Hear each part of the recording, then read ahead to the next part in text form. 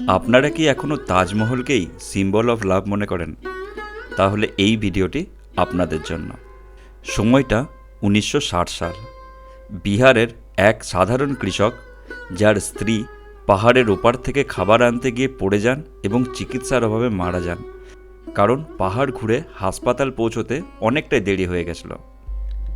প্রিয়তমা স্ত্রীর এই অকাল মৃত্যু দশরথ মাঝিকে এক কঠিন সংকল্পের সামনে দাঁড় করায়। প্রিয়তমা স্ত্রীর মৃত্যুর পর দীর্ঘ 22 বছর ধরে টানা ছেনি আর হাতুড়ি দিয়ে 360 ফুট পাহাড় কেটে প্রায় 30 ফুট চওড়া রাস্তা তৈরি করেন। আমাদের এই গল্প দশরথ মাঝিকে নিয়ে।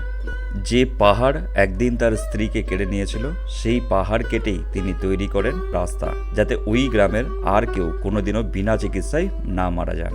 ছেনি আর হাতুড়ি দিয়ে পাহাড় কাটার সময় অনেকেই হয়তো তাকে নিন্দে করেছিলেন, অনেকেই হয়তো বোকা বা পাগল ভেবেছিলেন, কিন্তু 22 বছরের অদম্য চেষ্টায় তিনি সেটা সফল করে দেখান।